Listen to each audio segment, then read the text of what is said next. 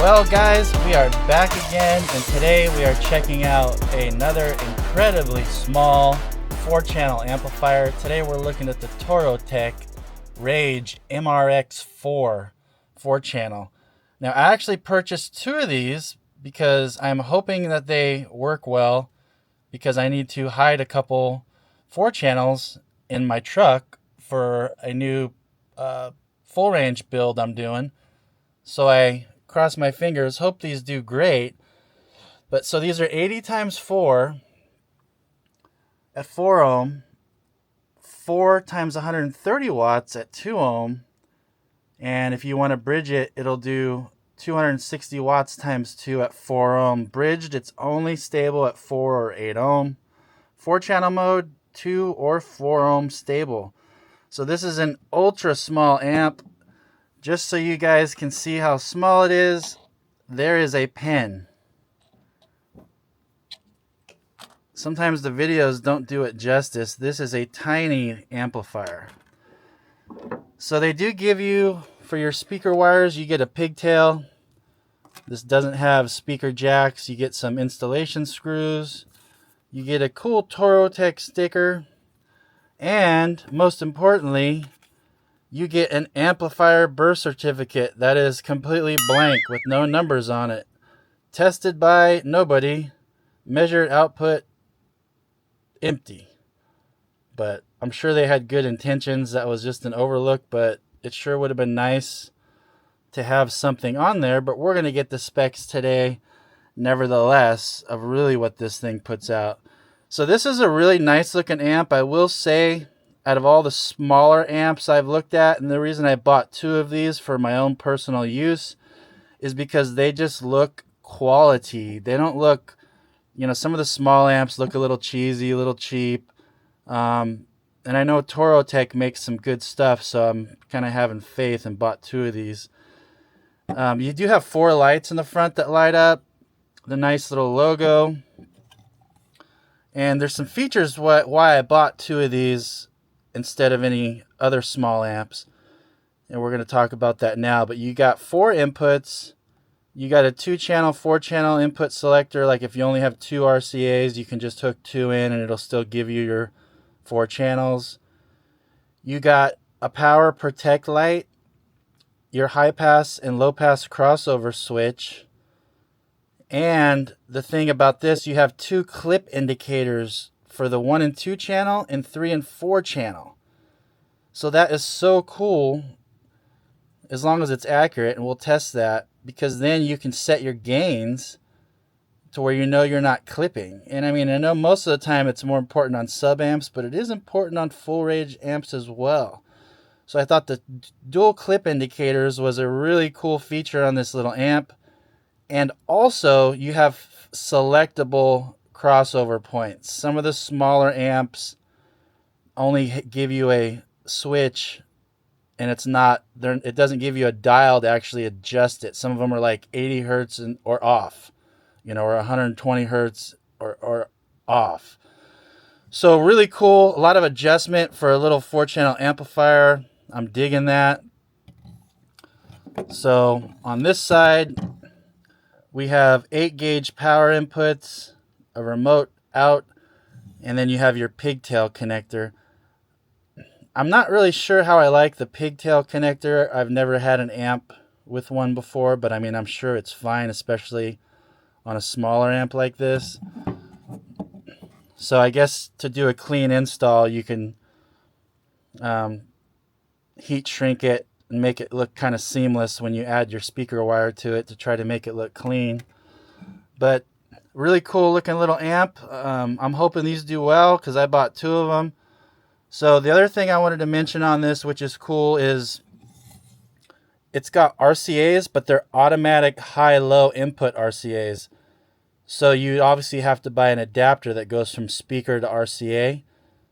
But it's automatic sensing inside, so you can either hook up low-level RCAs or high-level speaker inputs. The other thing, if you use the high-level inputs, you don't have to use the amp remote turn on. It will sense the voltage from the high level inputs and turn the amp on using that instead of your remote in wire. So that's pretty cool. They do recommend a 40 amp external fuse for this amp, so keep that in mind. Don't forget to put a fuse in line with your power source, even on these small amps. Well, let's go ahead and get started, get this thing hooked up and see what it puts out, man. I'm super curious. All right, so we got it hooked up, and you got 4 power LEDs on the top, power light on the side.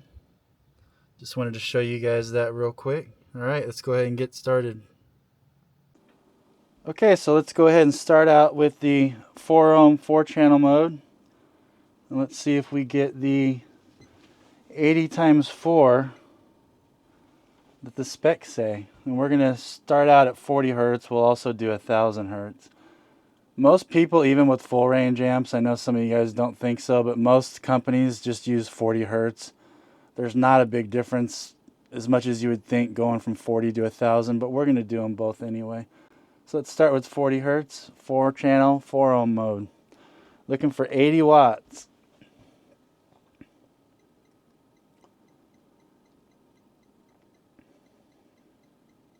And this is certified up to 1% THD. Wow, so that way overshot. 107 and 109 watts, 4-channel times 4.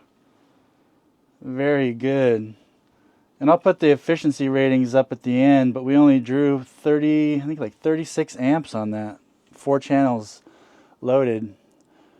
Very good. All right, let's go ahead and do a 1000 hertz test.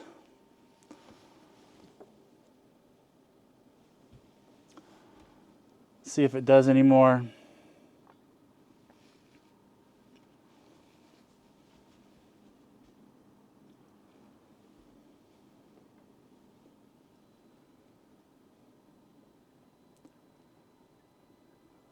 So this is 1000 hertz.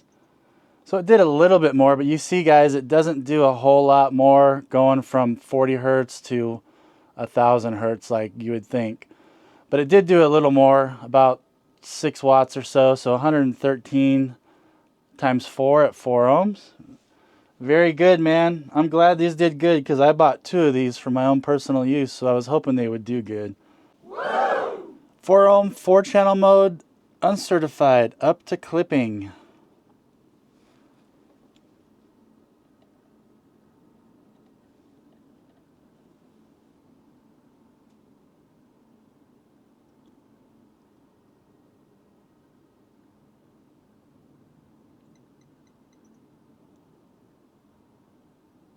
All right, so it did it about the same as it did certified. So that's not necessarily a bad thing. It means that it's just putting out totally clean power. Not even up to clipping. So, all right, let's go ahead and do uncertified 4-channel 2 ohm mode and see what happens. Let me real quick do a 1000 hertz test.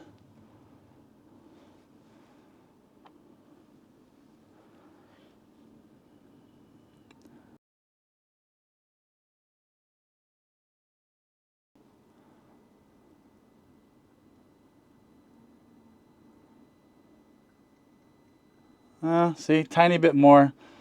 It's consistent with what I see on a lot of the amps. That's why I usually just do 40 hertz because it's really not kind of worth the time in the footage doing 1000 hertz because it really doesn't make much of a difference on any of probably the 30 or 40 4 channels I've done.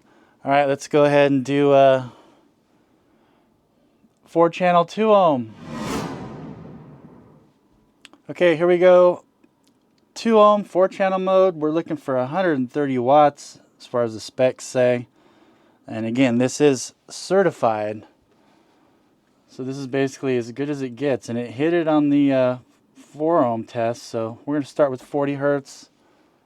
We'll also do 1000 hertz. So we're looking for 130.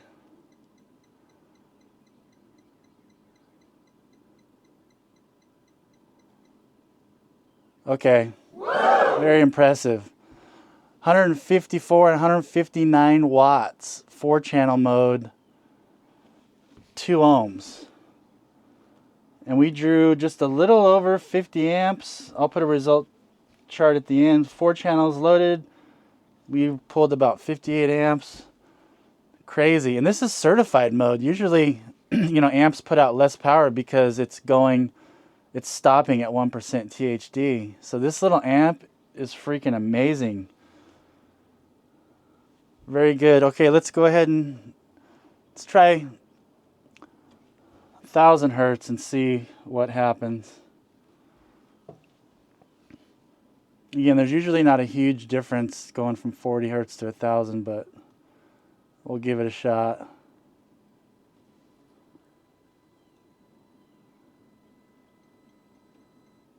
Wow. Yeah, a little more. 168, 173 watts times 4 at 2 ohm. Man, this is a good little amp. I'm glad I kind of took a leap of faith and bought 2 of these because they are so small that in my truck, in my Armada, I'm going to end up having 10 speakers. So I needed, the way I'm going to wire it, I needed 2 4-channels because a 4-channel wouldn't work. I want full control, with my DSP, so I don't want to have to have the channels combined. So this is freaking killer, man. Very good.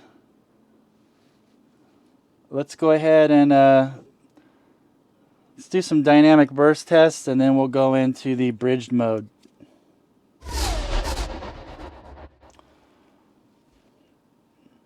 Four-channel 4 ohm dynamic burst.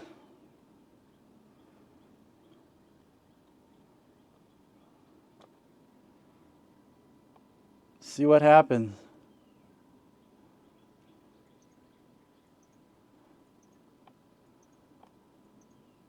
All right.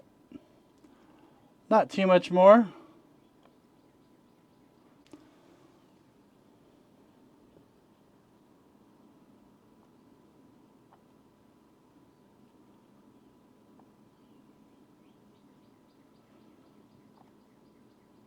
All right, so it's doing about the same dynamically. It's not a bad situation. Some amps do a lot more, some do the same, some do a little more. Still crazy, man, that this little amp, it puts out way more than it says. All right, in bridged mode at 4 ohm, 2 channels. I think the spec said 280 times 2 at 4 ohm. Something like that.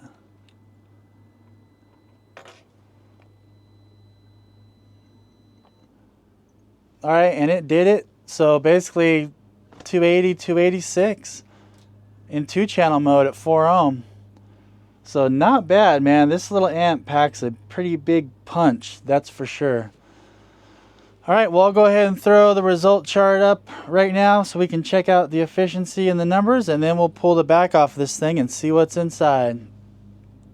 All right, so it did way over power than what it was rated at on every test.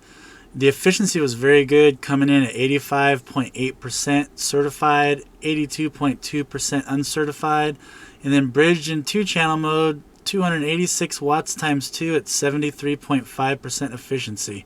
So this is pretty good efficiency for this amplifier. Now, my most favorite part of doing amp dynos. Breaking the void warranty seal.